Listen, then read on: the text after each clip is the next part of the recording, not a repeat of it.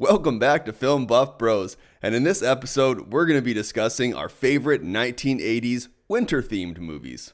Keep it cold. Real cold. Cold-blooded.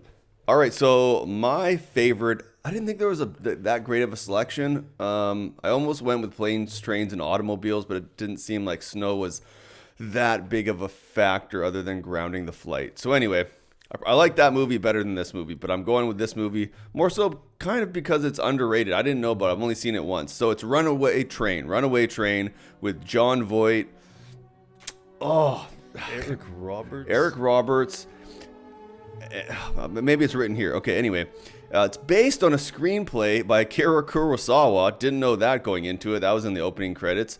There's no score at all at the start for the opening credits and opening scene. And there's only a couple notes, like barely in the opening scene. Very sparse throughout the first act, which suits the sterile and bleak environment of the prison. It's kind of like a prison break movie. Great cast: Jon Voight, Eric Roberts, Eddie Bunker, and a couple very small roles by Danny Trejo and Tiny Lister. And man, I didn't write the name of the chick that comes in halfway through the movie, but she was in some stuff, and she's good. She was in Risky Business with Tom Cruise, the prostitute. Pretty good cinematography. No shaky shoulder mount cam, which I hate. Scoring starts in the second act, pretty much, and it's very 80s and very funky. Lots of suspense and tension.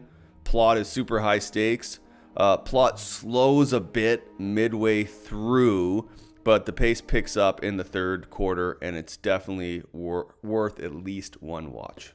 Yeah, I watched that because it was on the list too, and I was like, oh, I don't know, Eric Roberts, I don't find him believable, but I do like Jon Voight, and I kind of fast forward a lot of the prison stuff just to get to the train sequence. Oh, you shouldn't have, yeah. Yeah, really? Okay, Yeah. because I did enjoy the train stuff, and I thought the momentum was great. Maybe they focused on that vigilante cop guy a little too much. A lot of over the top stuff in it, Yeah. he's a warden. He's the warden of the prison, and he's like a super bad, like mean person or whatever, Yeah. a sadistic person. But Eric Roberts, right, like his performance was severely over the top, but it's to the point where it's kind of like comical, and I was enjoying it in like a kind of comic sense. Absolutely. He was having fun with the role, and that Yeah. makes a difference, right? Yeah. For me, I'm going to mention just the two that I really like is The Shining and The Thing. And if I have to pick which one that the snow is more instrumental in, I would say The Thing. Even though I like Shining more as a movie. Just like the fire in the snow is a great visual where they're burning the guy. And then the fact that they need to freeze, they want to freeze the creature. So again, you have the weather coming in, and they're trapped because of the weather. And at the end, they probably freeze to death. So because they've blown up the whole camp. So like the theme of snow is very prevalent in The Thing. And I've talked about The Thing on the show before. I'm not going to go into what I like about it. You can go back and watch the other episodes. But yeah, definitely a movie where the snow is utilized as a impediment to the characters. And so I'm going with The Thing. Fair enough.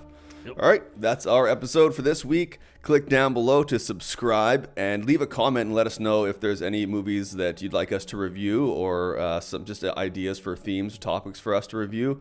And there's either a playlist here or up there, and then you can go to our channel, I think, around this area. Anyway, thanks for tuning in. Be good.